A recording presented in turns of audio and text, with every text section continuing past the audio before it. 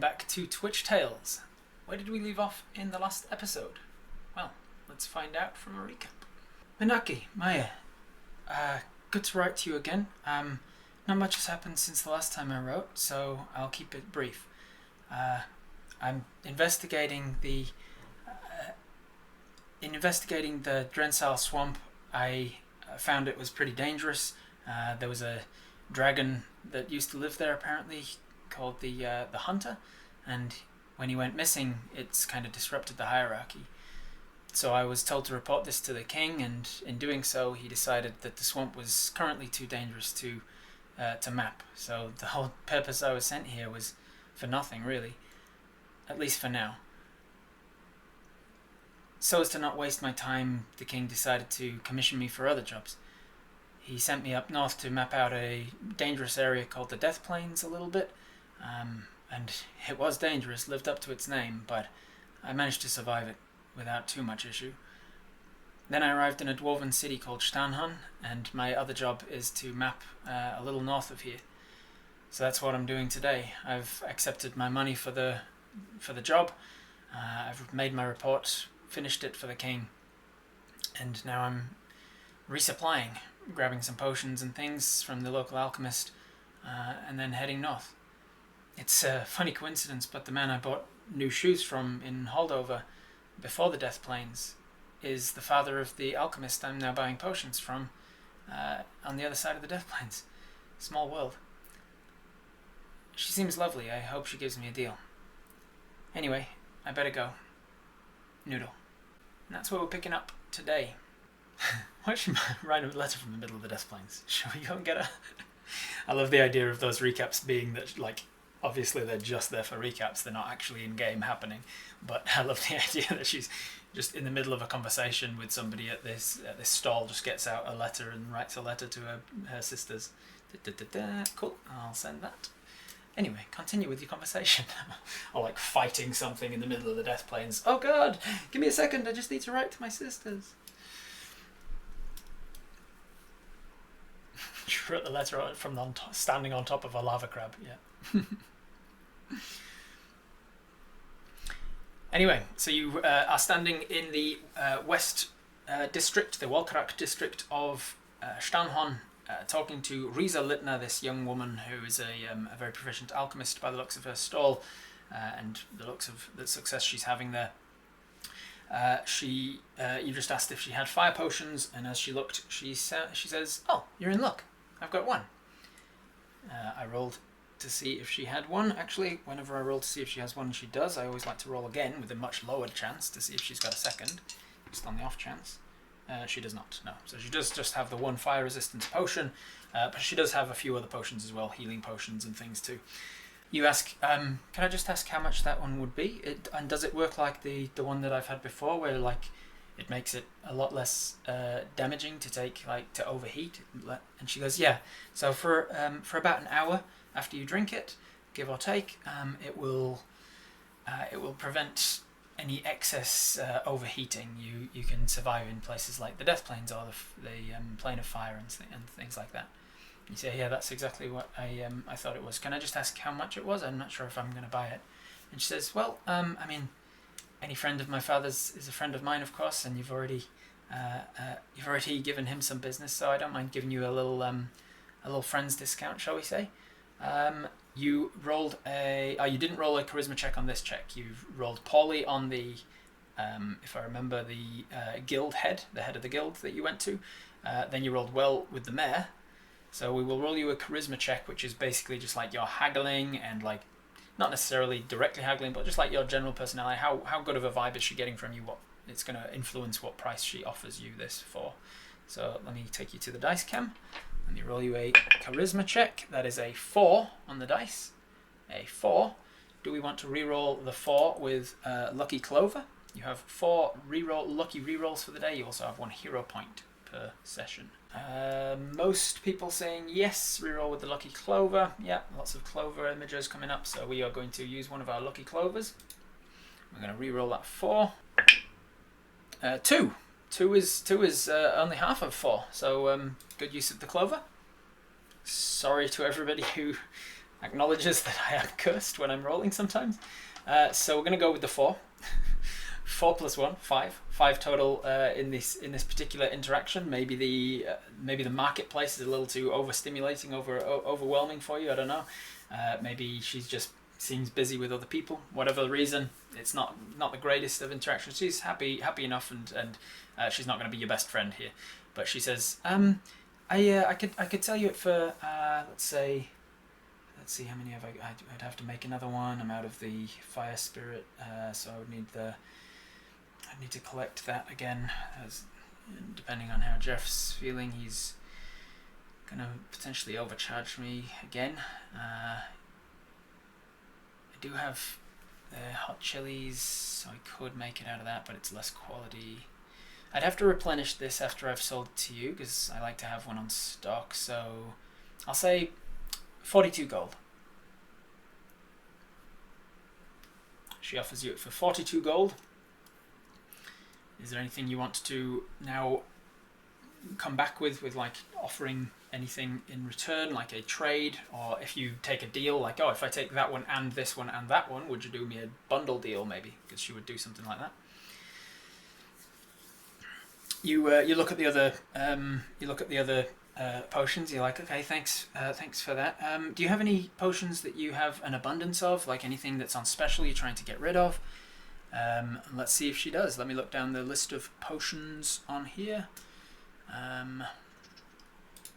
She says, yeah, I suppose I do actually. I've got this one that's I've got this one that I don't really need it so much, because it was more of an experiment. I tried messing around with things and seeing if it worked, and it definitely worked. I've tested it, but up here in the mountains of Stanhan, nobody has a reason for it. She brings out a vial that looks like it's empty, but she holds it up and you can see that there's like a very slight distortion of the light as it moves through this glass vial. She goes, there is a liquid in there. I'm calling it bottled breath. It's taken sort of an essence of elemental air, and you can either inhale it, or you inhale the bottle as you open it, and then you can either just hold onto it and hold your breath for a longer time. It helps you to breathe underwater for a longer time, to hold your breath underwater for a longer time. Or you can exhale it all at once, and it creates like a blast of very powerful air from you to push things back. In mechanical terms, it's called bottled breath, and you gain the effect of a gust of wind spell, which is just a line of wind that blasts from you. Or if you want to hold on to it, you then you don't need to breathe for 1 hour, and you can swim underwater or whatever, hold your breath for up to an hour. She says, I've got this, and nobody in Stanhan has a reason for it, so I'm willing to let that go for about 10 gold. She looks down the other list of her. Let's see what else. Let me roll a percentile to see how well she's stocked up on various things. She says, yeah, this one's on special, I'd say. Actually, character-wise, she wouldn't have made this sort of a potion because she's not good. She doesn't like manipulating people's minds. So what would it be? She goes, I've got simple potions, like things that are for more everyday use. I've got the very minor healing potions, even lighter than, and she gets out like a small bottle that's not got a top on to drink it. It's just got like a pipette dripper. She goes, this is in the same sort of vein as the healing potions, but it's got about 10 uses in it, and you just drip it onto minor cuts and wounds and things, and it helps to promote healing of them. In terms of mechanics, it's basically like Goodberry as a spell, so it's got 10 uses in it. Each single use of it just heals 1 hit point. She goes, oh, this one's actually good for like relationship issues and things. It's related to sort of like filters of love, like love potions. I'm not really someone who dabbles in love potions all that much, but this one is, it won't make somebody fall in love with you that's not already, but it will help a person to remember the things that they love about you in the first place. It can't create love from nothing, but it can help fix relationship issues. It can help a couple of people. Basically what it's intended for is sort of like a flavoring for a food. You place it, you cook a meal together. It's part of like a ritual you cook a meal together, you use this as to flavour the meal together, and you eat the meal together, and it helps you to bond, and it also has a side effect that it can increase fertility as well. So if you are trying at any particular point, you do have this one as well. Those ones are on special at the moment. Let's see if any of these other ones would be on special. I don't have an overabundance of this because they are pretty useful, but I do have here a potion of comprehension. It helps you to, it stimulates the language sensors of your brain, and you can use this potion to help to understand the meaning of what somebody's trying to get across, even if you don't speak their language. If you want any particular potion from her as well, you can ask, and I'll roll a percentile to see if she has it. I have some rocks from the Death Plains, some pebbles and things. I've had them assessed by a geologist who told me what they were and that. I'm not sure exactly what to do with them now. Would they be useful in your potion making if I was to trade you? She goes, oh yeah. She takes a look at them and goes, some of these would, yeah. I can probably put some use to this. She actually has levels in Artificer, so even outside of alchemy, she's interested in tinkering with magical things. She goes, yeah, I'd happily take these if you're willing to trade them or sell them or what have you. Ask a silly question, what happened to the heartwood? Do we have that carved? Yeah, I think you still have it in your person. In your inventory, you have somewhere Shambling Mound Heart, right here. You've also got some full water skins still from your journey. You've got plenty of paper, some pebble samples. We've got all sorts of stuff here, but you do still have the heartwood for the heart of a shambling mound. If you wanted to use that to bargain and trade with, you could. She takes a look at the rocks and how much she'd value them. She says, in and of themselves, she doesn't know what properties they would have until she tinkers with them, so she's not willing to invest a hell of a lot of money into it. But she's willing to knock off 2 gold if you chuck in the rest of your sort of pebble samples from the Death Plains. As a general rule of thumb, I think about a gold piece as being like 100 New Zealand dollars. So that helped with me being in New Zealand. It's a nice round number that helps me to just immediately put a price on things. So I used to in my mind think about 100 gold was like 200 US, and then I was like, why am I doing it in US and multiples of 200? That just makes things more complicated for myself. So I shifted my economy a few years ago in my mind, just to give myself an idea of what things cost. So like 42 gold she asked for the fire breathing potion. That would be like 4,200 New Zealand, which is like just under 3,000 US or something for a 1 hour potion of taking half damage from anything fire related. We've got 2 healing potions. You have a moderate healing potion and a greater healing potion still. Alright, thumbs up, thumbs down, taking the healing potion one. We're obviously going to get the best price we can, but are we going to buy it? Alright, it's definitely a no. You decide, nah, that's a bit pricey for me. You'll sell the pebbles though, one way or another. You'll sell the pebbles samples, so that's all gone, but you do have an extra 2 gold I will put in there for you. She gives you an extra 2 gold for the pebble samples because she might be able to turn them into some sort of jewellery, or she might be able to tinker up some magical items from them, or she might be able to use them as crush them down for a powder within some sort of alchemy. Niwha is frugal, yeah. We want that wind potion though. It sounds useful. It sounds fun. Alright, thumbs up, thumbs down on the wind potion, bottled breath. Alright, most people saying yes, buy that bottled breath. Okay, so we'll go into the inventory. We'll grab a potion, go with blue and call it bottled breath. So you buy that, you mark off 10 gold from it. Is there anything else you want from Potion Lady? She's got plenty of stuff that you could potentially ask for.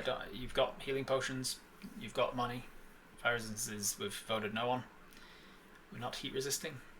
I mean, no, people said it came up as a majority no on the fire resistance. Unless did I fuck up? Did I ask healing? And I think maybe I asked healing and people said no. And then I meant fire resistance. Wasn't that healing? Did I ask healing? I asked healing. I fucked up.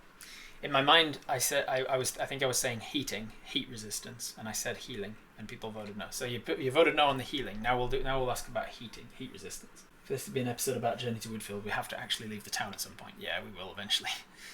All right, thumbs up, thumbs down on the heat resistance, fire resistance potion. Okay, it's still definitely not unanimous, but most people this one saying yes. All right, we'll buy this one. All right, because you bought a potion from her and traded something to her, she'll do it for 41 instead of 40. So in 42 rather. She'll do it for 41 instead of 42, just to be kind to you. There you go. And then we will add on your new potion. Here we go. A potion there, and we'll put fire resistance. Alright, so she is very happy to have done business with you. She's made a lot of money this morning, even if she only sells those 2 potions. She's done well. She's got the rest of the day to continue selling, or she can head back home and start working. As she's handing these over to you, and do you want them wrapped at all? No, put them in my baggie. Put them in your quick release pouches so that you can grab them in the middle of a fight if you need them. And she goes, "Can I ask what you're needing them for? Like, where are you going? What are you doing? Refill all the water skins in this case. Yeah, you can do that. I'll move your full water skins over here now, so that you've refilled them all. You've got some rations and stuff. We'll go like that. We won't taking up your inventory as much as we can there. We've got some full water skins. Oh, I'm going up north. Might get near the lesser death plains, so might be a lifesaver. Oh wow, that's a very dangerous place to go. You're really hunting out the death plains, huh? You must be quite the adventurer. Oh, okay. Well, good luck with it. I hope you make it back. What's your insight? Oh, you are proficient in insight. I'm gonna roll you an insight check. 15. 15 plus your insight modifier, which would be a +6, so a 21. With a 21, you can tell that she's a little, how would you tell this from you're looking at her as she's asking you what you're doing, you can tell that something about you going off adventuring into dangerous areas has just reminded her of something that wasn't exactly a pleasant thought, and she's a little saddened by it. She kind of went a little bit introspective. You could see that something passed behind the eyes, and she started looking away a little. There's a raw nerve a little bit to do with something of what you just said, but you're not a mind reader. You just can read what you read on somebody's face, and that's pretty much all you're going to pick up. You heard anything worth sharing? Anything interesting worth sharing from up there? She says, well, I've heard. I'll carry that 21 insight over. You can tell that she's picking her words carefully, like she knows something and she's not sure exactly how to say it, or maybe even if she should say it. She goes, Whidfield is really a lovely place. You'll love Whidfield. North of Whidfield, there's not a lot to the landscape there. It's relatively safe, I think. There's not a lot of creatures live out there. Death Plains are very dangerous, and they keep people away.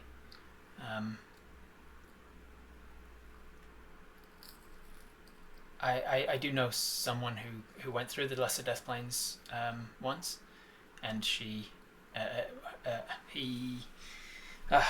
I knew someone who went through the Death Plains, and they said it was survivable but dangerous. I think they encountered like a Gnoll warband or something. So just be careful, I guess. Outside of the Death Plains, I think you should be fine. But if you do end up going there, well, I don't need to tell you. You just came through the greater Death Plains. I'm sure you're aware of the sort of dangers you can face there.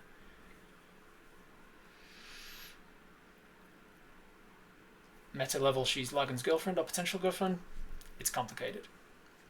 You do notice with your 20-something investigation, nat 20 wasn't it? It was a nat 20 investigation before, and now a 21 insight. You do notice that she is wearing a wedding ring. Watch out for gnolls. Thanks. Appreciate the warning and the potions. Hope to see you again sometime. Yeah, I hope so. If you're, as you're walking away, if you're going anywhere near the mountains on your trip, any cartography or anything close to the mountain ranges, just be on the lookout for orcs. I've got a bad feeling about the orcs this year. There's something troubling about them, the way that they attacked in autumn. There were There were two orc tribes that normally hate each other, and they worked together to attack Stanhan, and they've never done that before. I have some friends that went to investigate that in winter, and I haven't seen or heard from them in months now. So just be aware that the orcs might not be acting as normal. I guess that's not really helpful, I suppose. No, that's good to know. Thank you. I'm sorry to hear about your friends not coming back. I'm sure they will. It's early spring. There's still time. Hopefully they just found somewhere to hunker down and survive the winter. What are your friends' names? What do they look like so I can keep an eye out? Collectively they're known as the Blue Steel Troop. There's actually a statue of them in the centre of town. They've saved the city a couple of times. One of them looks like this, and she holds up her little. She holds up a figure and says, "This is Lagan." And then we've got. Unfortunately, I don't have the grid mini anymore because my dog chewed it up once. This is Grid. This is. She actually didn't make one of Mal for reasons. Because they're also travelling with Mal, and they're no longer travelling with their friend Naren. Naren stayed behind in Stanhan to become a knight of Kvosten. All right. Well, thank you for letting me know, and I hope you see your friends again someday.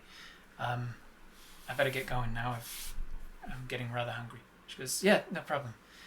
You actually show her the picture you drew of the statue. Yeah, I've actually been past the statue. It's a great thing, hey?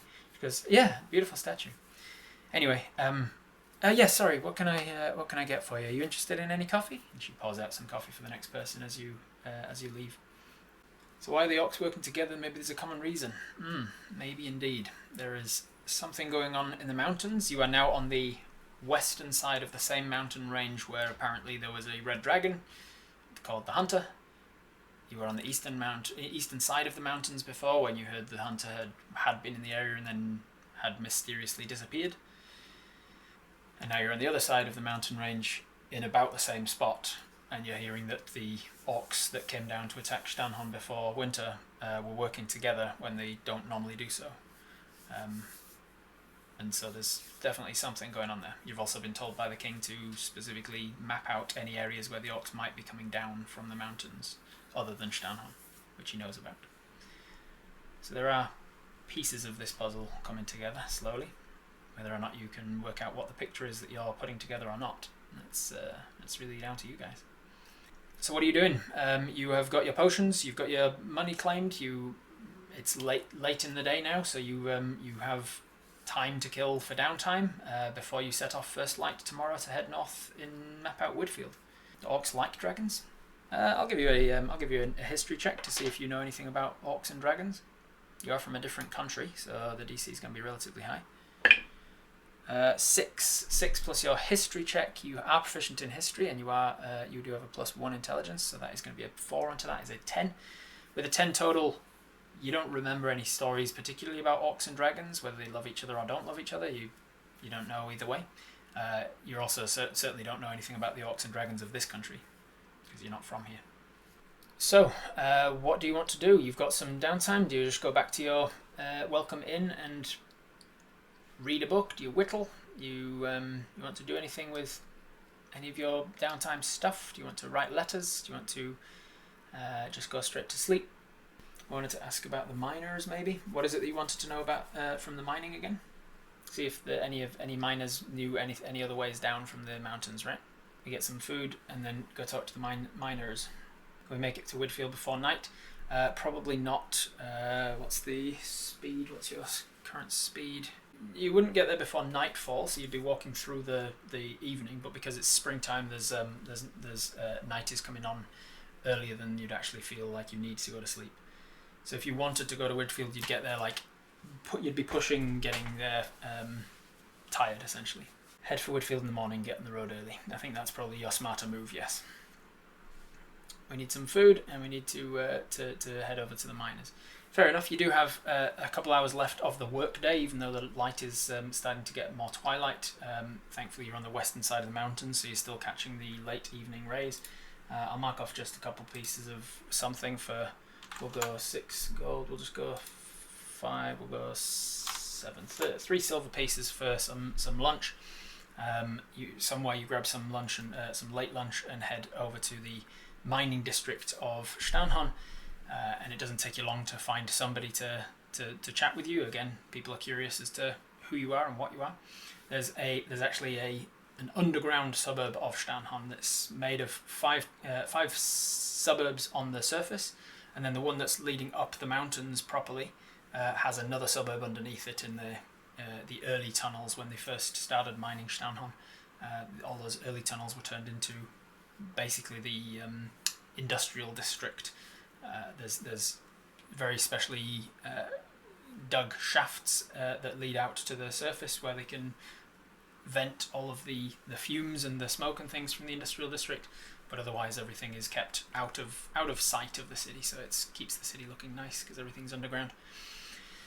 You find somewhere in one of these districts where you can ask people, hey, can I just ask some questions about the mountains and the dwarfs and things? Let me just give you a charisma-based investigation check, just because it's about how well you're asking people to stop and talk with you. But ultimately, it's about your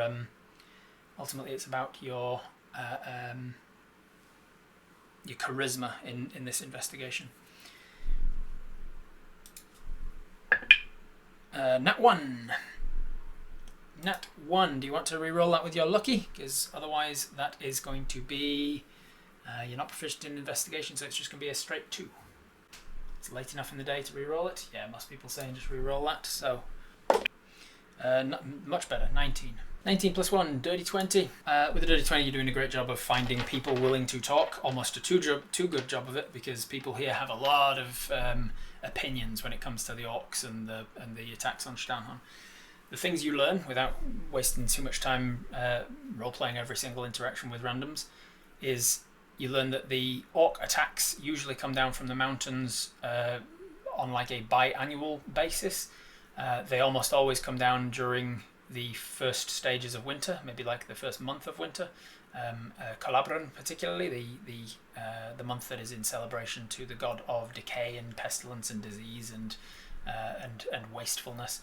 That's a particularly bad month for living in the mountains, because any resources that they do have, they don't hold well during the month of Calabran. So they usually orcs will don't plan ahead too well, and they just come down during the first week of Calabran usually and attack, which means that it's almost routine, it's almost clockwork. The people of Staunhon are ready for them and they beat them back.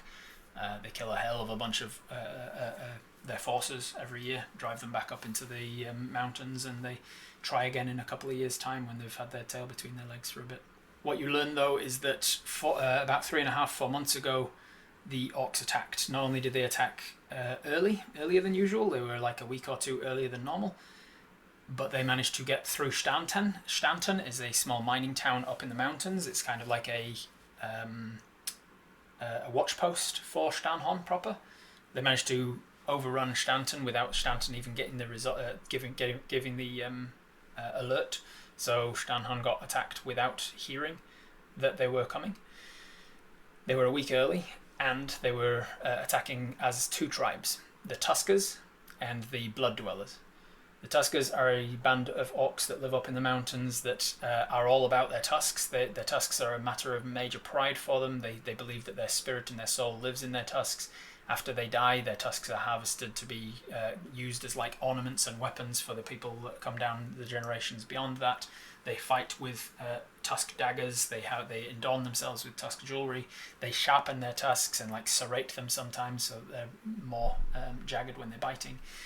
And then the Blood Dwellers are mages and magic users that use a form of necromancy that is like blood bending kind of things, where they will they have a race of their own people that they specifically from birth they raise them to be like sacrifices, and they are considered the highest people in their societies. They are worshipped and revered because they are the people that have the magic coursing through them. They are used to, like, they'll come up alongside a magic user, and then the magic user will like break a finger in order to cast magic missile, or they will like gouge out their eyes in order to cast blindness on somebody. They will even like just straight up kill somebody if they're the more and more powerful magic that they're using is from this these sacrifices, and the sacrifices feel like it's a huge honor to be used in this way. It's a messed up and very barbaric kind of a cult of a culture of the orcs, these particular orcs. The Tuskers and the Blood Dwellers worked together in a very rare and weird way to come down and try and attack the town. Thankfully, there were a few people that the strength of Stanhun held. They did manage to break through the city gates and actually come into the city. It's the furthest they've been in years. But there was some adventuring parties nearby. You learn that the Blue Steel Troop happened to be there to push them back into the mountains. You also learn from the miners that they in the days leading on from that, the Blue Steel Troop went up to start negotiations and like more diplomatic negotiations with these two tribes and be like, what the hell's going on? Diplomacy didn't really work. They ended up having a huge fight up there in the mountains and driving them back further. The Blue Steel Troop then went on to head up into the mountains to attack more of the orcs and work out what the hell was going on and why it was all so different. But that was about 3 months ago and they haven't been seen since. Is this stuff consistent with what Niwha knows about orcs from her own continent? No, this is very wildly different. The orcs that you have interacted with in your continent, they're in different tribes. They have different cultures. They're not as hated by the people of the areas and all sorts of stuff. They're very, very different. You get on to asking these dwarves for more information about the mountain range up to the north, like what do we know about the rest of the mountain range.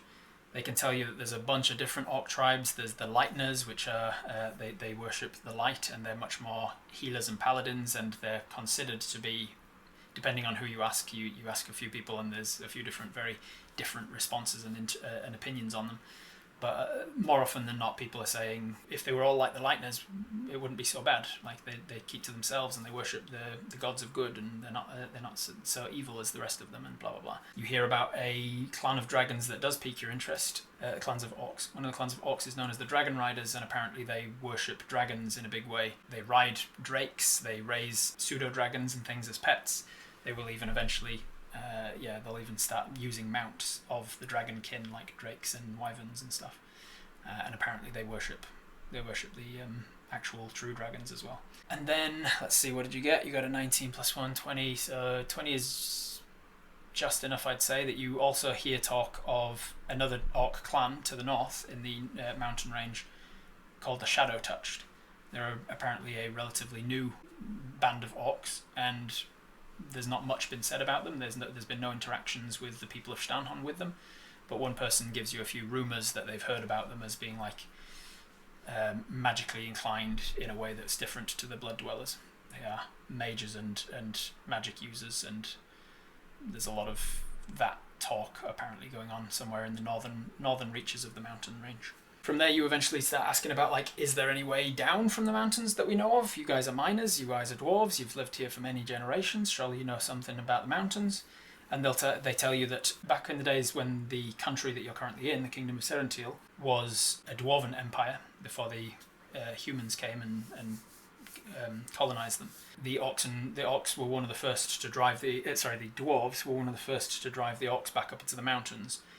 And with their cunning, with their stone cunning and their abilities with tunnels and their natural affinity for mountains, they deliberately closed off mountain passes. They caved things in with landslides. They deliberately tried to block off all access up into the mountains and down from the mountains. And so, yes, there's theoretically passes that they missed, or passes that over time have become usable again. But they specifically tried to close off all mountain ranges. It's very difficult. It's very craggy. It's very unstable ground, and there are meant to be like watchtowers and stuff up and down the mountain range and in the foothills of the mountain to let people know when orcs are coming. But there's a few like skeptical voices among the dwarves you're talking to are like, I'd be surprised if any of those watchtowers are even being manned anymore. Blah blah blah. So I think that might be what you're going to get with the 20. So it's a good thing you re-rolled that one, because you wouldn't have got nearly as much of that if you hadn't. It's a fair bit of info. on the history of the orcs. The dwarves are becoming a little complacent. Yeah, it could be said that some of the dwarves are a little complacent about the orcs, given that they attack every other year, and they're kind of used to the pattern of it. And the orcs are only ever finding like, well, this is the one way down that we know, and they're not necessarily checking for other paths down, perhaps. Or they are, and they're being secretive about it. You ask when the last sighting of the hunter was. You hear from the. It doesn't take you long to ask around about the hunter before you get an answer that the hunter never comes to this side of the mountain range. The hunter hunts on the eastern side of the mountains, because when the hunter does come to the west, or when they did like decades ago, they would immediately get attacked by the massive ballistas that are all around the walls of Stanton. Stanton is a very heavily walled city with heavy ammunition and arms. They've got like big ballistas mounted onto the tops of the walls to take out flying creatures. Because apparently there's also other flying creatures in the mountains. Like there's apparently a rock, which is one of the massive, like unbelievably massive, can lift a whale out of the ocean kind of massive birds. Apparently there's a rock somewhere in the mountain range. There's also griffins and hippogriffs and other flying creatures that live up in the mountains too, and so they don't come near Stanton. Let's get some rest and get an early start heading north. Keep an eye out for open mountain passes from the ground and the trails without a huge focus on searching in particular. Yeah. Alright then, off to the inn. You thank the guys for their information. They go back to their work, finish their smoke break, and head back to work as you head back to your inn. By this point, it's late in the evening. You get some meal. You get a meal from the inn and head to sleep for your long rest. Everything resets in the morning. You're in a place that is relatively safe and don't need to worry about like losing your possessions or anything or being pickpocketed. There's no prophetic dreams or anything that come to you. There's no level ups happening. So in the morning, you wake up and start heading north. You walk through town. Is there anything else that you wanted to do on your way out of town? Wondering if the change in orc patterns is because of the change in environment or something brought on in the environment. Maybe. I think we're good. Cool. You start heading north towards Whidfield then. So, at your pace, you can move at... You've got a 55 movement speed, right? Yeah, 55 movement speed as you walk. You can move at twice that with a dash if you need to, but you'd be exhausting yourself. It's like sprinting. You're not going to want to do that. 33,000 feet per hour on average. 33 feet is 10 meters, I think, almost exactly. So that is 10 kilometers an hour. So you walk at about 10 kilometers an hour, which is a very fast walk. Given that it's about 40 kilometers with the winding road, and you're stopping to probably have your rations on the road, and you're probably also sketching the mountain range and things. You're not exactly sticking to the road the whole time. So I'll say it's going to take you about 5 or 6 hours of walking to get to Whidfield, because you're not deliberately trying to go at a speedy pace. You're not mapping the whole thing like you were with the death planes, but you are taking note of the mountain ranges as you go. Apparently this area is relatively well mapped. So it takes about, let's say, 5 hours of walking, stopping for some rations, continuing to walk. You do pass a few farmers on the way, back and forth. You are on, what day of the week is it? So it's now Colin Day. It's actually the day of travel. It's the day that is the day that is named after the god of travel. So it's a perfect opportunity, perfect time to be setting off. As you're arriving in Whidfield, you arrive at the farms long before you arrive at any sort of residential or commercial areas of Whidfield. You start to see rolling hills, just beautiful rolling hills. Let me see what sort of weather's going on at the moment. Early spring. It's a light drizzle. It's like a rainbow weather. It's where it's like patchy clouds that are drizzling showers, as it were, but lots of sunlight streaming through as well to catch the raindrops. So you're seeing rainbows on the way. You're getting a little bit of a sprinkling, not getting soaked through, but enjoying the nature. And you start to see rolling hills of fields and cows. You see goats, sheep, you see horses, you see all sorts of animals being raised. You see hobbits galore trying to wrangle various animals and do their farming. You see them trundling past, like waving to you from the carts as they're bringing their wares towards Stanhon. About half an hour of walking through all of entering the Shire, essentially. Yes, it should feel like that. You eventually enter this mostly hobbit village. It has been colonized by humans, and so there are some modifications to the doorways. You can see that there's like additional plinths being added into to hold the structure of a door that's been extended upwards so that humans can come and go around these buildings too. And lots of orchards, lots of orchards around the place. There are flats as well, flats and things. There's a river there's largely a river that's followed the path that you've been going as well, that runs through Whidfield. They branch off a lot of the water from that river to irrigate the crops, and then the water drains into the lake, after which Lake Town is named, and then from there it heads west towards the ocean. So you've arrived in Whidfield. Plenty of things to see and do around Whidfield if you want to. Otherwise, you can head straight through Whidfield and continue on to the north to begin your mapping. Oh, actually, one thing I will check for as you are heading towards Whidfield before you arrive. Just double check the percentile of something in the area. Okay. And how many? You arrive in Whidfield, no problems. You see lots of people going about their daily life, doing what they do. What do you want to do? We went backwards on this hero's quest. Started in Mordor. Get some lunch, ask the locals about orc sightings. Head through. On your way through, you inquire just casually about like anything that's any oddities or what have you about the area. Let's see if there's been any gossip, any orc sightings. Charisma-based investigation check. That's a 14 plus 1, 15. With a 15, people are happy to talk this sort of thing because they'll like hang off the edges of their fences, and they're curious as to what you are as you're walking past, and happy to talk and gossip about various things.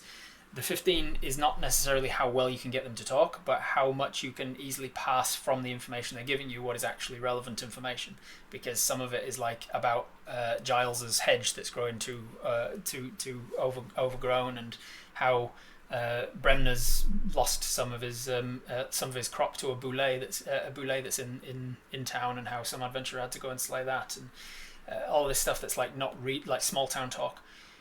But with a 15, you do pick up on a couple of things that are interesting.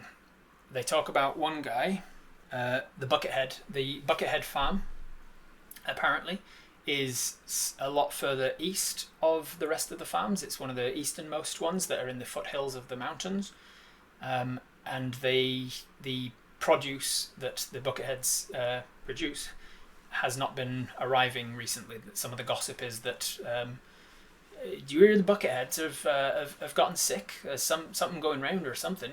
They must. What have they got? I don't know what they've got, but I'm just assuming they're sick, because why else would they be keeping away from town? Like unless they're having marital troubles, they could be. I heard that Jimmy Buckethead was I heard that he was giving the eyes to old Deborah when he came into town.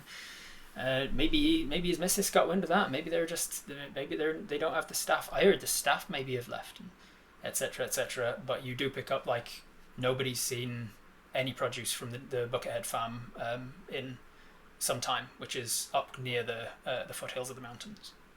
Dealing with Giles's hedge is definitely how we win this game. It's pretty sus. We should maybe visit that Buckethead. You overhear this and inquire. These Bucketheads, they live out east. Oh yeah, they're furthest east. They're up almost in mountains. They raise all sorts of hardy crops that can survive a bit more of the higher altitudes.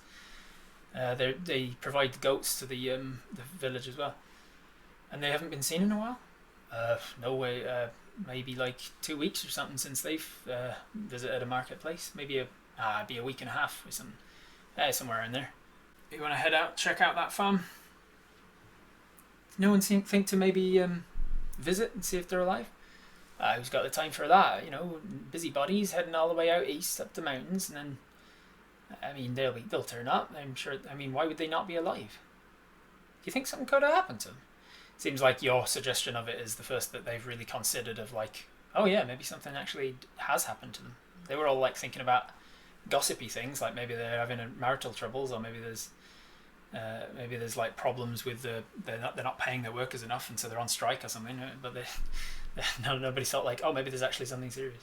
It will be several days between seeing each other. Like, it's not like everybody sees each other every single day, and then it's been a week and a half. It's been like they would have expected them to have been at the farm at the market, and they weren't.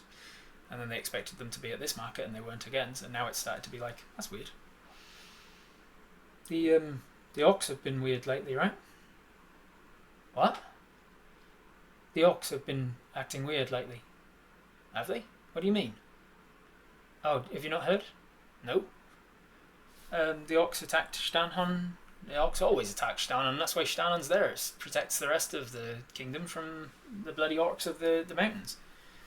Right, but those are the mountains. Yeah. And so if the orcs can they only ever come down through Stanhon? Well, yeah, that's what he tells us. You've never seen orcs come down anywhere other than the mountains? No, can they? Suddenly you see frightened on his face, of like it's never even occurred to him that like there's a chance that orcs could come down elsewhere. Right. How often do the buckheads come into town? Maybe twice a week. Okay. How many live on the farm? Well, let's see. There's Jimmy and Diana. I think they got 5 sons, 2 daughters. The youngest one's not old enough to be working on the farm though, so I don't know if she. And then they got, I think, half a dozen workers. So we're talking like a dozen people or so. Yeah, give or take. Okay. Love the innocence of this place. Yeah, we're gonna cause a panic at this rate. What are you talking about? It's saying this one's saying the orcs are coming down from the mountains. What? No, I never said the orcs are coming down. I said that they're acting weird lately. Are the orcs coming down? When are the orcs coming down? Are they coming down through Stanhon? Did they get through Stanhon? No, they didn't get through Stanhon. You gotta try and like put a... Oops, the sky is falling too, yeah. Crushed their world. How bad. Oops.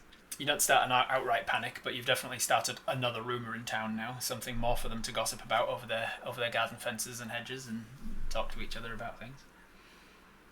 This is the part where they all rush back inside and lock their doors. No, quite the opposite. They would rush outside to be like, "What are we talking about? What's happening? Is there something actually worth talking about? Oh wow, what do you know about it? What do you know? I heard this, and I heard this from that person, and I heard this," and then start the rumour mill of like he said, she said, the game of telephone, things getting changed. I have heard there's orcs in town. Has an orc moved into town? Is there orc farmers? Where are the orc farmers? What would they farm? All sorts of all manner of confusion is going to start spreading through this town now. Make a speedy retreat. I live in a super small town, but I've never been a part of a rumour mill. You're not a hobbit, I guess. Just fade into a hedge like Homer Simpson. Whoop, I started this thing and then I leave out. Next thing, they're going to organise a welcome wagon for this new orc farmer in town. What do we put together for a welcome basket for orc farmers? Wait, is somebody farming orcs? How do you farm an orc? No, we're not farming orcs, they're orc farmers. As you put together as you put together what is actually important from all of these rumours and gossip and stuff that's happening from these farmers hanging over the hedges and stuff, you eventually decide, I guess we're going to go check out the bucketheads. You head in that direction. You start heading west from town, sort of northwest, north through the town proper. You find a bridge to get over to the northern side of the river. And then from there you start heading more westwards. Now that you are technically north of Whidfield, you keep an eye out a little bit more for the cartography jobs that you need to do. As expected, as you've been told, most of the area that you're moving through north of Whidfield is open plains. It's used for pasture for some raising of some animals, but it's largely untouched and wild. And there's not a lot of trees around. There's not a lot of thriving ecosystem. You walk for maybe an hour or so out of town towards the sort of west by northwest area until you start seeing signs for Buckethead Farms. And as you're getting close to that, I will have you roll a perception check, please. That is a 15. Plus your 3 from wisdom is an 18. You're not proficient in perception, and this is not something that you had a moment to do your predatory patience for. So just an 18. 18 is not bad. With an 18, you see approaching from over the hills. You know that you're pretty close because of the signage. You know that you're pretty close to the Buckethead Farm proper. But you see that coming over this hill is this like large beast. At first you think it's a horse, and maybe it's just a horse on a farm, like somebody's working. But as it crests over the thing, you can tell that's not a horse's head. At this point, you stop and take in your predatory patience as it's now in sight. I'll give you advantage on this now. Now that you know that there is something to see. Ooh, advantage gives you a 7 or an 8. We'll take that 8 plus your perception of 3. So you're actually better. Before, when you checked, you take a second to... Your eyes can pick up on the fact that that's not a horse's head. That looks like some kind of bird of prey, like an eagle's head. And as this horse-sized creature with this eagle's head sees you, it lets out this cry of this eagle-like call, and you see that 2 others appear over the top of this hill as well, as it unfurls its wings and takes off, and you recognise 3 griffins that take off over the hills and start to come down in your direction. They have definitely seen you, and they are definitely heading your way. And we will roll initiative for an encounter with some griffins. Initiative, you got an 8. 8 on the dice, plus your initiative of, if we go back to the first page, you can see that you have a +4 dexterity, which will give you a +4 on your initiative. So we have a 12 initiative. I imagine that you're fine with keeping a 12 initiative, but if you want to, you have 4 rerolls from your lucky clover, and you have 1 hero point. In the meantime, I will roll for them. We got this one, we got that one, and we got this one. Wow. Maybe you will want to reroll your initiative, because I just happened to roll a 19, a 17, and a 15 for their initiatives. So that is very lucky for their initiatives. They are going early.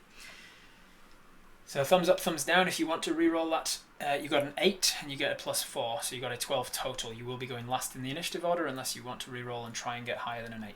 Most people saying yes. Reroll initiative. 3. God damn it. That is unfortunate that both times you've tried to reroll that stuff, it has not helped.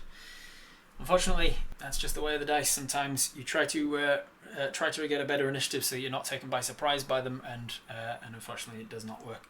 So you do not have the surprised condition. You definitely felt like something was coming.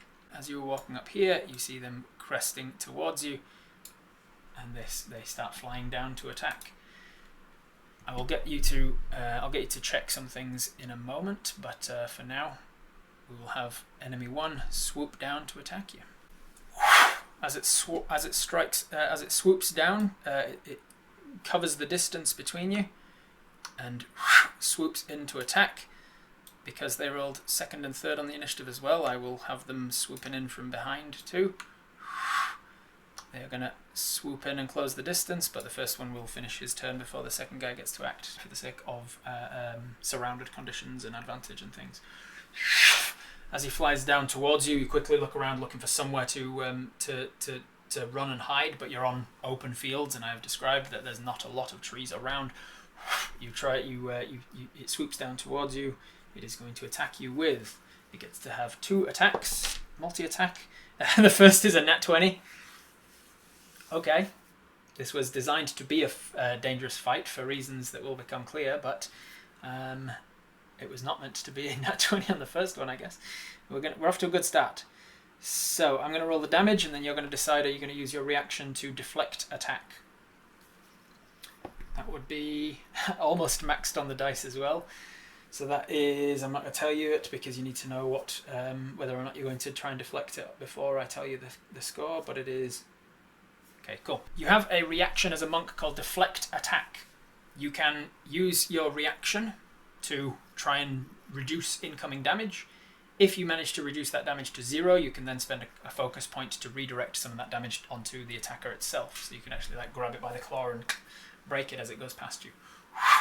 Definitely agreed on Deflect Attack here, so you are going to reduce the damage from this attack by 1d10 plus your dexterity plus your monk level, I think, from memory. Somebody tell me if that's wrong, but I think that's how it works in 5.5 as well.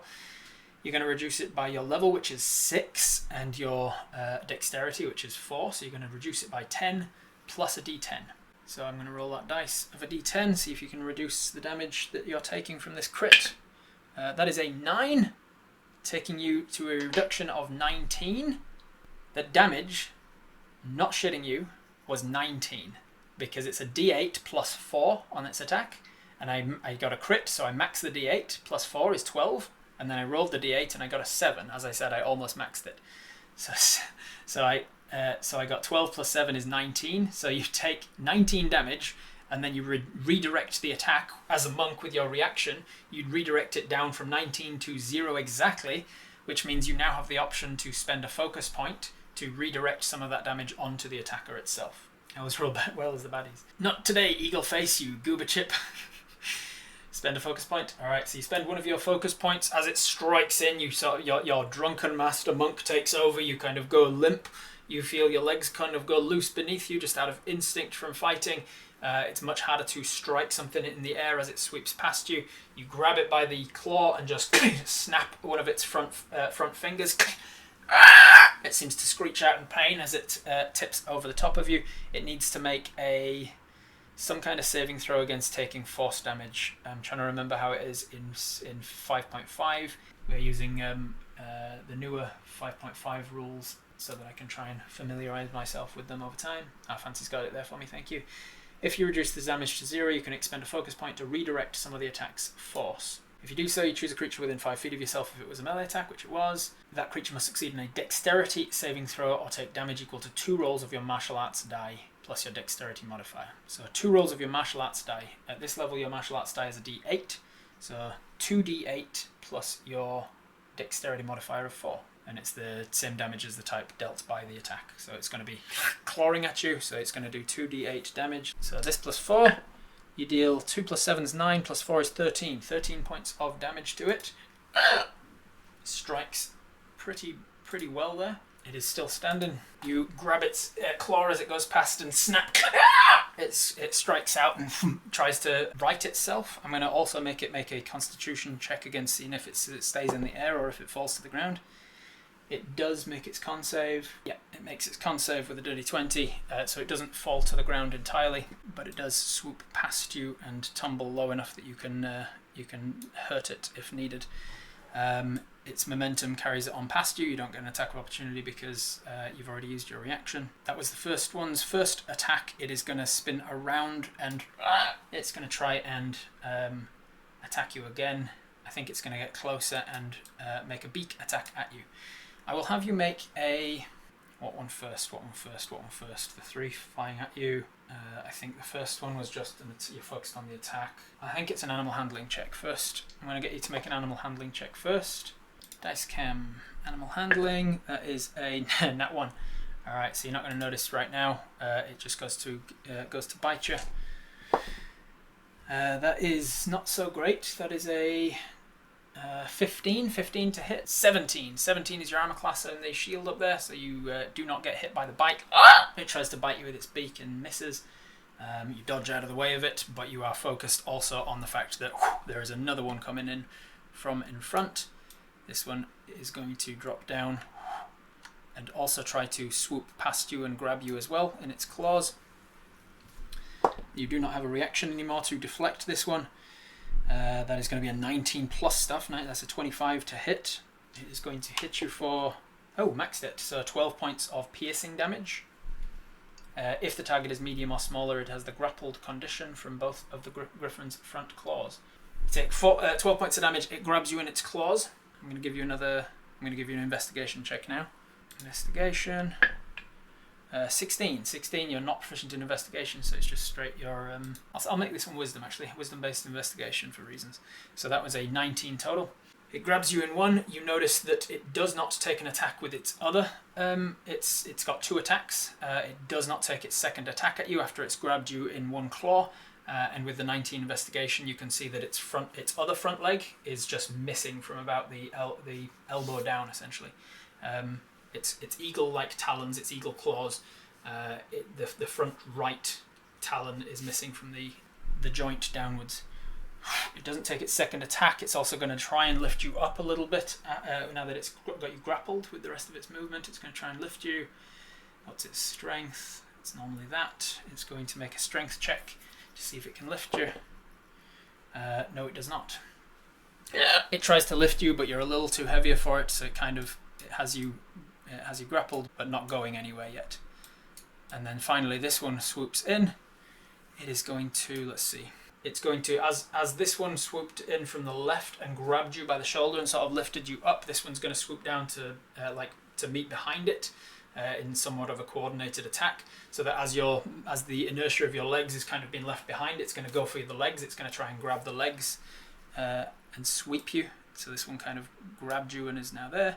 This one is going to swoop down and try and come in from behind it this direction and grab your legs as you go past. Because it's now 3-on-1, it has advantage on the attack. Only we're allowed to sweep the legs. It swoops past. It's going to try and make an attack at you. It has advantage because of this surrounded condition now. That is a 2 or a nat 20. So I'll take that nat 20 again. 7 again, so 19. Another 19 points of damage from that crit. It critically hits you in the leg. You are now looking bloodied and wounded.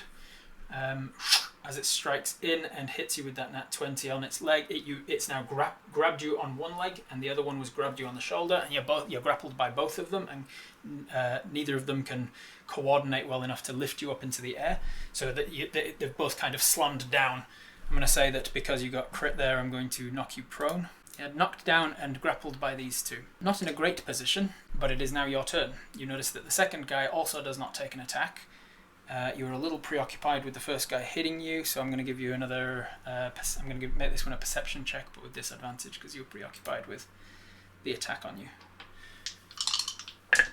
With disadvantage, unfortunately, that's a 19 or a 2, so we take the 2 plus your 3 perception is a 5. You don't notice anything about that third one yet. Alright, that is now over to you guys. What do you want to do? Do they crash into each other? Kind of, yeah. Not enough to cause damage, but they're definitely not coordinating, trying to lift you up.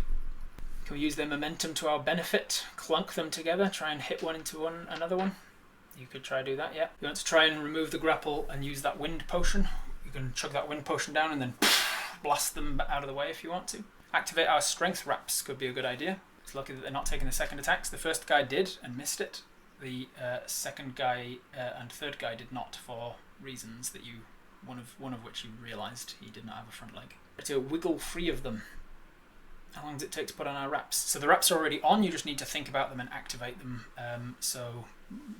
You can get 10 minutes of 16 strength per day as a bonus action, I think it was. I think there's two very real good choices here, which is activate your strength wraps or activate your potion, your breath potion. So I'm going to put it to a poll to decide which one we're going to do, or either, if neither. For those who don't know or don't remember, you have some hand wraps, some monk hand wraps around your wrists and arms that are wraps of orcish strength, and you can, as a bonus action, you can activate them, and you give yourself a 16 strength rather than a -1, rather than a 9. So you would get a +3 to your strength scores, and it would help with, you get the strength of an orc essentially. You've been taken down from full to wounded by 3 attacks from these griffins. They're not super coordinated, and there's definitely reasons why a couple of them aren't taking their full attacks on you, but you can definitely tell that you are in a dire strait situation here. We're not near a precipice, by the way. Like I didn't know exactly where I was going to chuck this this map, so there is, like, on the Tailspire map there is a bit of a canyon here. I am ignoring the fact that there isn't actually a canyon next to you. You are on mostly flat land with hills. Alright, the vast majority of you wanting to activate your strength wraps, so as you are knocked down, oof, one griffin in your shoulder, the other one grabbing your ankle, you suffer some tearing damage, you turn around and just think down to activating the wraps, and you feel this strength course through you, like it's imbuing your body with the musculature of an orc. As a bonus action, you now have, for the next 10 minutes, a 16 strength. What do you want to do with your main action now? You have an action you could take an attack at somebody, you could use your action to try and break free from the grapple.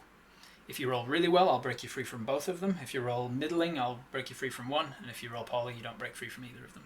Are we still on the ground? Yeah, they both came down to the ground. You're still grappled under their claws from both of them, but you're not being dragged up in the air, and they're not, like, crushing you on top of you or anything. Use a hero point to break both of them. I'd allow that. Try and knock them into each other, feel we need to get out of this grapple, break free from the grapple. If they pick us up, we're in trouble. Stunning strike one of them, maybe. You could try and just if you want to attack them, if you attack them and stunning strike them, then I'd say you're free from that grapple, but it wouldn't help you with the other one. On grapple, try and get out. Alright, most people saying try to get out, so this is just going to be a straight athletics check. If we check your proficiencies, you are proficient in athletics, which means you get to add your 3 from your proficiency bonus, plus your strength. Your strength currently is a +3, so this will be a +6 modifier. You want to try and beat theirs, essentially. Or AWW on this raw dice, is opposite the raw, and that is your nat 1. So you got a nat 1 on your strength check. Do you want to re-roll your nat 1 with a lucky clover? I think it's probably smart. Alright, we are going to use the second lucky clover for the day to try and re-roll that. Let's not get a nat 1. Let's shake, shake, shake. Drop it. 13. 13 is much better. Plus 6 is 19. Does a 19 beat the guy who's got you by the shoulder? It does. Does it beat the guy who's got you by the foot? It does. Alright, so I will allow for 19, and it beat them by significantly enough. Oh, they are very strong though, so they both got a 13. So you beat them both by 6. I'll say that that's enough that you managed to, just with your orcish strength, you push both of them off you. That is your bonus action to activate the wraps, your action to break free of both of them. You still have movement. You are now prone on the ground, but not grappled by either of them. And you just have movement left, which is 55 speed of movement. You can use half your movement to stand up, which would give you another 27.5 feet to then run if you wanted to. If we run, they get opportunity attacks. Correct. Alright, so I'll say that you want to stand up at the very least, so you've got just under 30 feet movement left. If you want to run and take opportunity attacks, you can do so. Otherwise, you can stay where you are and just kind of be between them. Large, thankfully, they are both large. They're all three of them quite large, unwieldy, horse-sized creatures that it's going to be difficult for them to be attacking you when you're standing right between all of them, hopefully. We have Tipsy Sway, that means only 5 feet of movement to stand up. Thank you very much for the reminder. You have another 50 feet of movement. Unwieldy, are they clumsy? It seems like they are a little clumsy, yes. I've told you all I'm going to tell you for now because of the checks that you've been making, but every time there's an action of some sort, I will get another roll and see what else you learn from fighting these things. Everything's happening so quickly all at once that I'm not telling you too much too soon. So what do you want to do with your movement? Are we doing anything or are we doing nothing? No movements? Maybe they're young, they couldn't lift us either. Can we stay in range but like put one griffin in the way of another? You could stay in range but like just kind of like stay in range of the two that are in range of you and just kind of back up to here a little bit to hopefully get out of the range of that guy. He does take a biting attack, sort of attack opportunity of sorts, but he just like automatically misses because there's just huge griffin ass in his face. So you stay where you are then. That is the end of your turn. Your action, your movement, and your bonus action all used. We go to the top of the turn with the one that was first to attack. As it hobbles towards you now on the ground, because it kind of went over the top of you, it stayed upright, didn't go prone, but it did have to turn around and then try and bite at you. As it turns to bite at you, it sort of moves in to try and get into that range. It's going to have disadvantage on the attack. It is going to try and get into that little gap between the two of them and try and bite at you. Before it does so, I'm just going to have you roll another, I think this is just perception check. You don't have time to do your predatory patience, but you do get a perception check for free, I'll say, just as you're looking at the battlefield. That is 6 plus your perception of 3, that's a 9. That's not enough to see anything noteworthy yet, but it does kind of hobble forwards and try to bite at you with disadvantage. Needs to hit a 17. That is a 5 or a 14. 5 plus its modifier will not hit. Bites at you with that, and then it's got one more attack with its front leg. It's going to try and claw at you with disadvantage. That's a nat 1, so actually one of the ones that realizes it's backed out of your grasp now turns around to try and bite at you as well. Nat 1s always do friendly fire damage if it's applicable. There is definitely creatures in range that he could bite with his frantic biting. The other guy failed his dexterity save. No, he didn't. He just made it. So he doesn't take any friendly fire damage from him. But yes, this guy was not happy and turned around and almost caught he pulls out a feather or two. These griffins are hurt and defending something, I think. Maybe. It is now griffin number 2, the first guy that swooped down at you. He tried to grab you, the other guy kind of knocked him down, so he then has to sort of get back to his feet, swing around again. He's going to sweep up to the sky and turn around a little. Technically speaking, he has moved your left out of your melee range just then, so if you want to use your reaction to take an attack of opportunity, you can.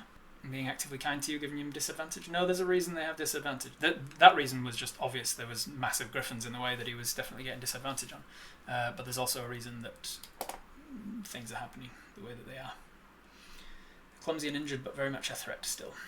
We need to deflect it, so keep the very well remembered. I wasn't going to tell you, I was just going to see if you remembered. You do not use your reaction to attack of opportunities because you need to be able to deflect the attack. As he circles around, leaves your melee range, and then comes back in for a diving swoop. He's going to try and swoop through and grab you from this side. With it being another attack, I'll give you another check. You're seeing him coming. You're getting ready to dive out of the way of it. You can feel yourself very badly hurt. You've definitely taken some. You're bleeding. Definitely, you can feel that much. Swoops down towards you. What's it going to be? I think it's still perception. I think still a perception check. Perception check 15. 15 plus 3 is an 18. With an 18, you can see that this one, as I described before, has missing an arm from there down, and it is an entirely very clean break. Like it's missing entirely from a very clean cut. It's not cauterized, and it's not been hacked off. It's not been torn off.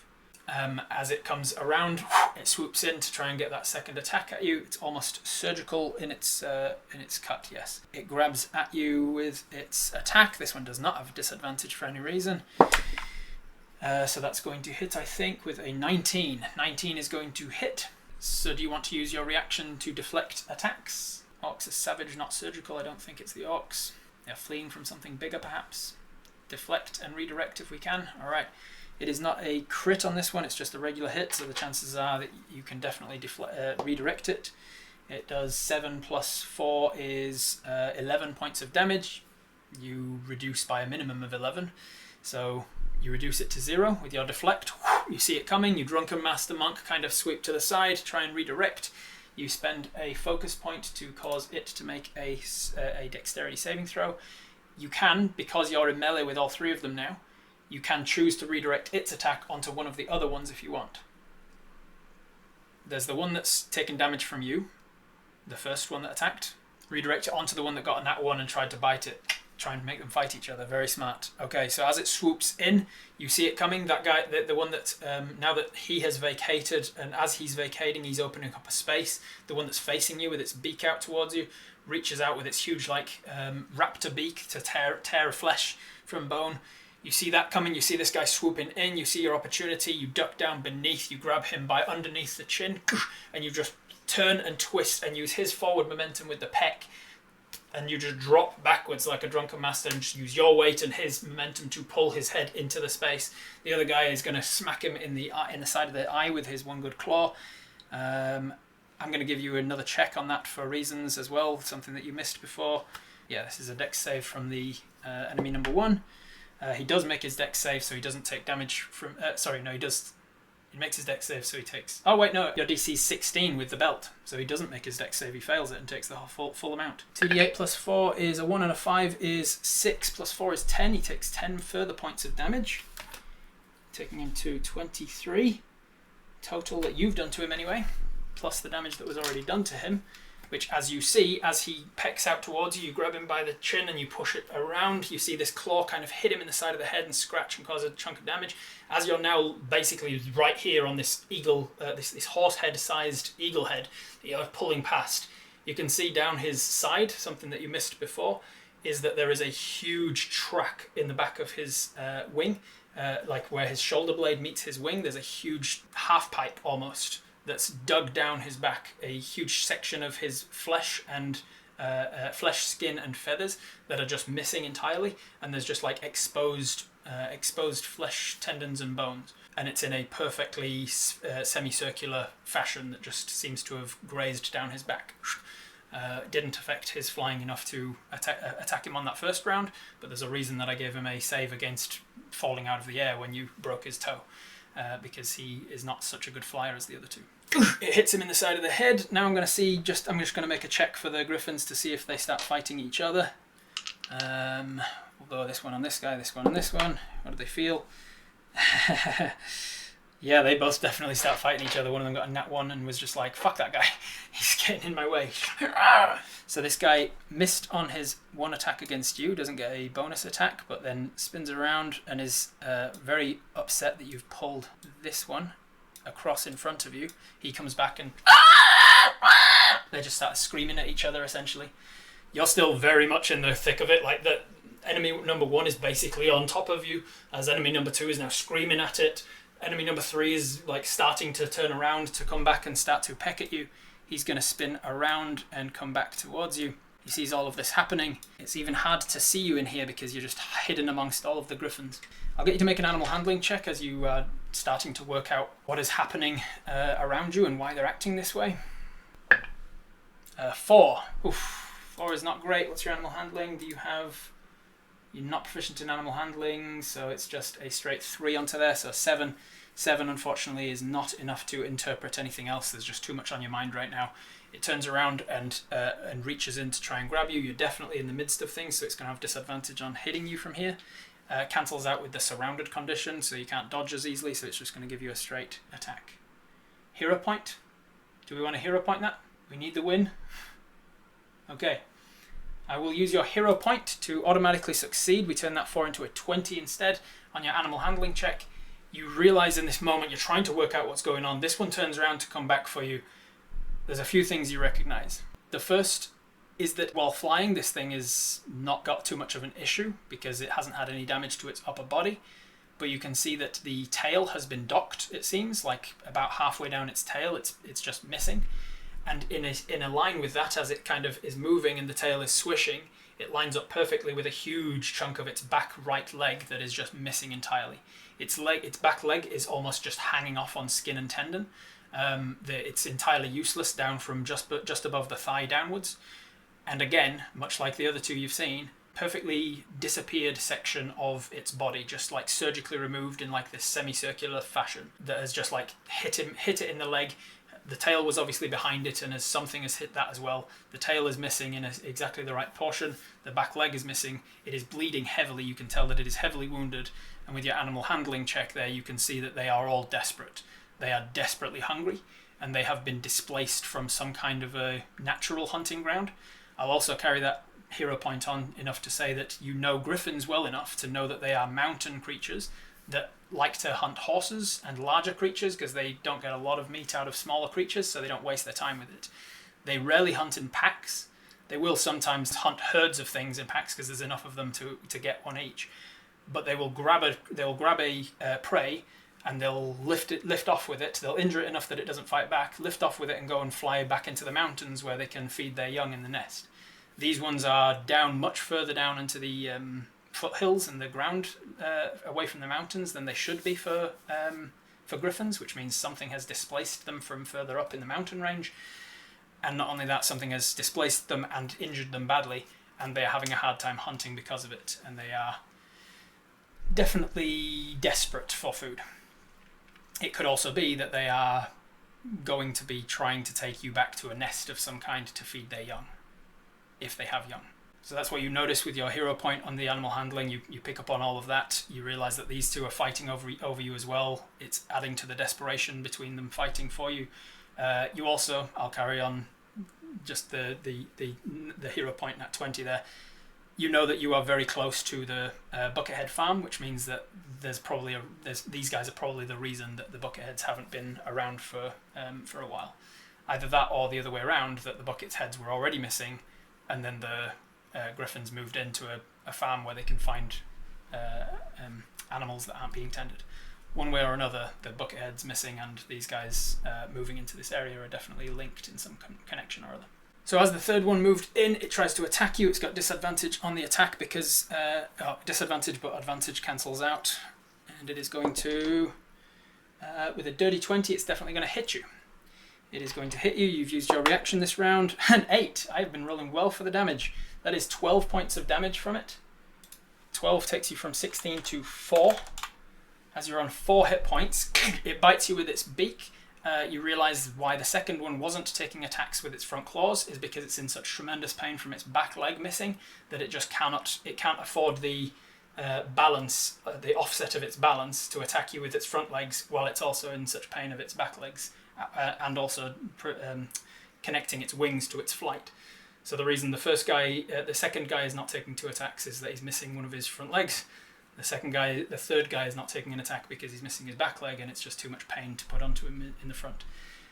The first guy, however, does get 2 attacks because he's taken damage across his shoulder blade, which is affecting his flying but not affecting his attacking.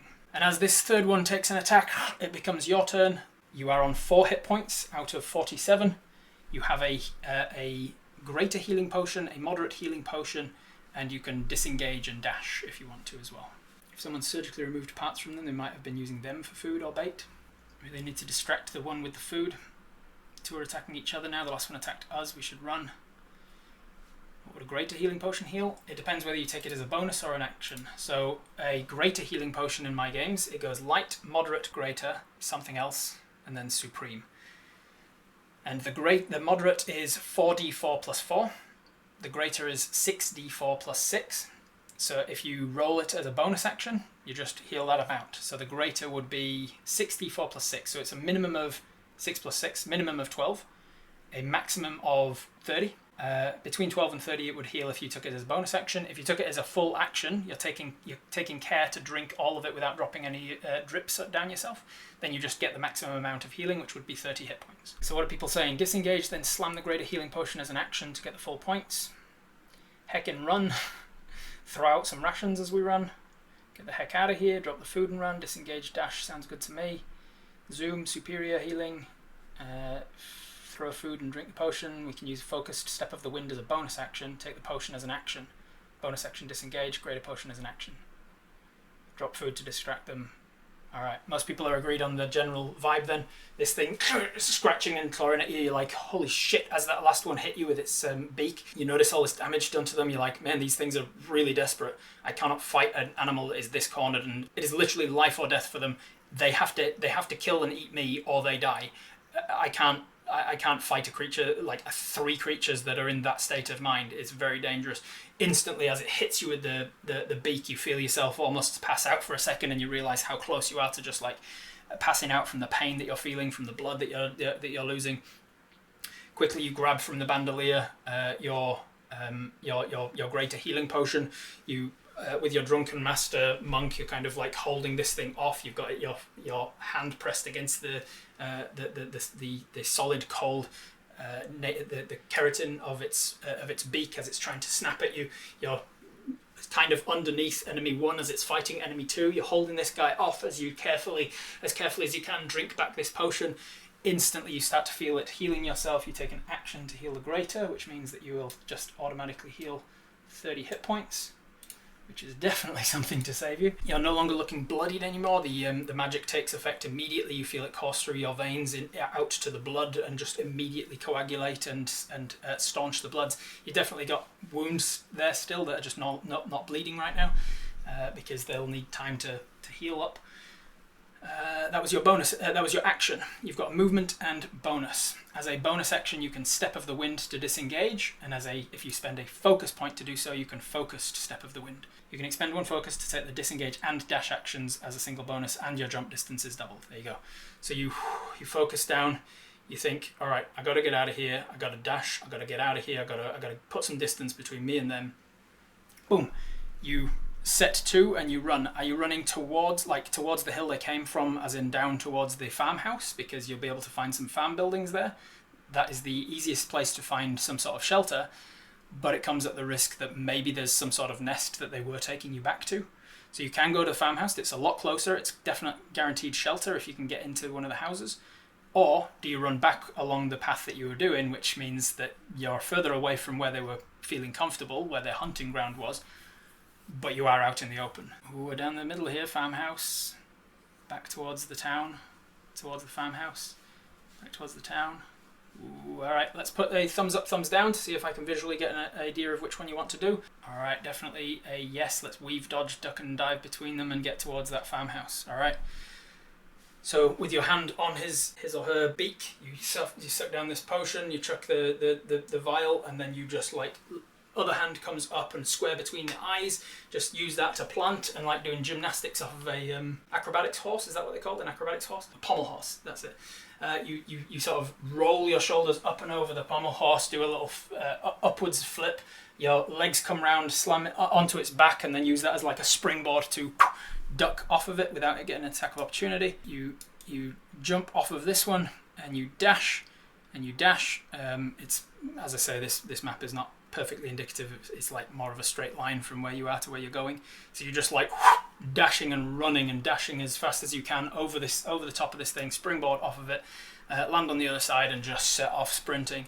You managed to make 110 feet away by the end of your turn. That was your movement, your action, and your bonus action done, and you are 110 feet away from the center of the fight that was happening. As you run, that is your entire turn. It comes back around to enemy number 1. Let's see what their movement speed is. Enemy number 1 has a movement speed of 80 feet, which means that he can dash for 160 feet. However, because he is the one that got hit with the damage to his wings, his movement is down from 80 feet to 50 feet, which means he can dash for 100. So as this one, thankfully he's also not really coming for you immediately anyway, because he's fighting with the other one. He's smart enough and desperate enough for food that he knows, I can't take this guy out and eat him. My food is now getting away. He kind of gives like one last snap and then comes towards you. He's going to try and fly towards you in the end. I'm going to take away a little bit of his movement because he spent some of the time fighting the other guy instead of going after you directly. So he's going to basically be about 20 feet shy of you or so. The second guy snapping at the other one, I think he is going to take an attack of opportunity as he leaves his range though, because of the fighting, and especially because he's the one who got the nat 1 on whether or not he should be fighting the other guy. There's no reason he has disadvantage now. 18 beats his armor class. He's going to hit the first guy for maxed it again. 8 plus 4 is 12. 12 points of damage onto the first guy, who is definitely looking bloodied. He takes a huge chunk out of the back of his wing as he flies. Yeah, that guy's seriously injured now. He kind of like falls. I'll say because he got an attack of opportunity. He's even further shy of you. He's like 30 feet shy of you before he gives up. Well, not gives up, but before he like finishes his turn, he's like 30 feet shy. The second guy took an attack at him. He's going to come round. He's not going to dash towards him. He's just going to use his action to get close enough to this guy. He's going to use one movement regularly to get up close to the other guy. He's going to then take an attack at him from behind, because now the first guy is so wounded that the second guy is thinking, I could probably take this guy out and eat him. He is going to take an attack at him from behind. That's definitely going to hit. Is it enough to kill him? 5 plus 4 is 9. 9 onto there is 44. Yeah, that's enough. He was wounded enough to kill him.